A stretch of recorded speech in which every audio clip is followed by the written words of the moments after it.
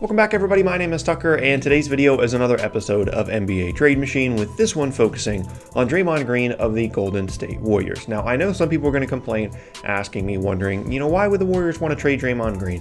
Next year, they're going to have Clay back, they're going to have Steph back, they're probably going to have a high draft pick, they're going to want Draymond on that team. Well, this is just one for fun to see what they potentially could get for him, and on the other hand, I would honestly push for them to trade him away, even considering that they're going to try and be really good next year with Steph and Clay and Draymond in that draft pick, simply because I feel like they can get value out of him now. They probably can't get that much out of him moving forward, that his value is never going to be higher than it is, and I still think that they can be a really good team even without him, and then potentially be better down the road as a result of getting the pieces that they could in this trade. So that's the reasoning. Let's go and get to y'all's trades as well as some of mine. Next up, Jay says that the Nuggets would receive Draymond Green in exchange for Mason Plumlee, Malik Beasley, Jared Vanderbilt, and a second-round pick. First up, let's talk about this for the Nuggets. This gives them a really nice combination at the 4 spot with Paul Millsap and Draymond Green, and then you've got Jeremy Grant that can play the 4 or the 5, but he'd probably slide more to the 3 now, especially if you're going to be losing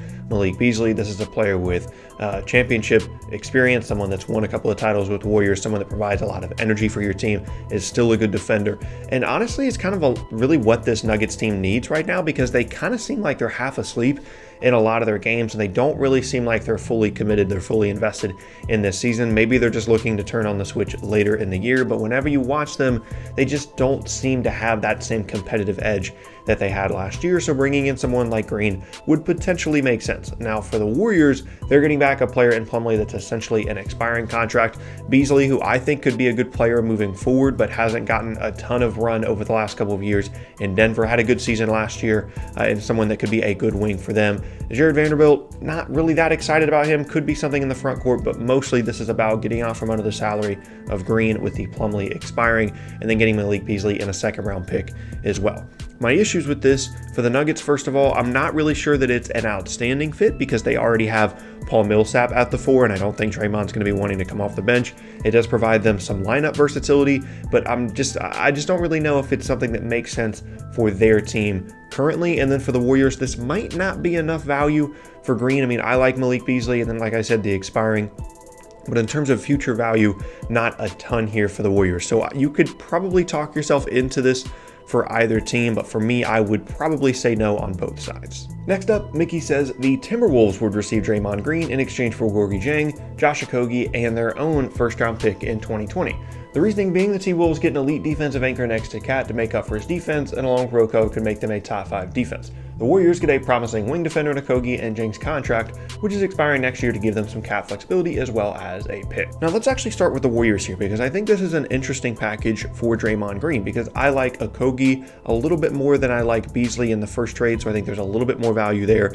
As Mickey mentioned, there is the expiring as well, and the pick depending on the protections, which is valuable for the Warriors, because I still believe in their ability to develop players even if they're mid to late round selections, and so getting extra draft picks would be a huge deal for them. The only problem is the Dieng deal doesn't expire until next year, so it's not as much immediate cap flexibility as the first trade gave them, but again, you get the pick and Okogie, who is a player that I like a little bit more than Malik Beasley. And then for the Timberwolves, as Mickey mentioned in his explanation, this gives them a defensive 4 to play alongside Cat, someone that can play make, someone that can hopefully knock down some shots on occasion. Similar story for the Nuggets trade in terms of just bringing a veteran presence, someone that has won championships could be a big deal for this team. However, similar thing, I'm not sure that this is a great fit. I'm not sure that the Timberwolves are ready to make this kind of move. They're playing well, and they're a solid team in the Western Conference, but these are the kinds of trades that you make to really push yourself over the top, in my opinion, in terms of being a championship contender, and I don't think that does this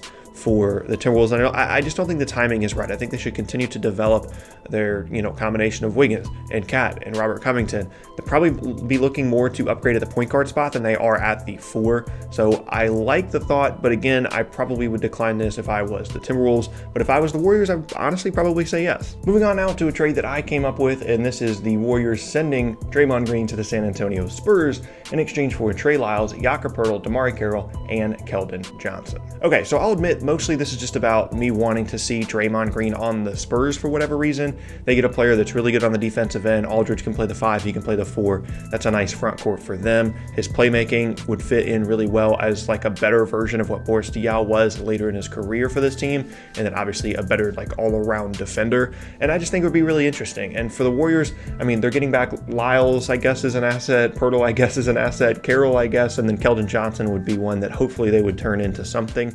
So to be completely honest, without any picks or anything, this isn't a ton of value for the Warriors, but there is some salary cap relief and then Keldon Johnson as well. But again, I'll openly admit, for me, this is mostly about wanting to see Draymond Green on the Spurs.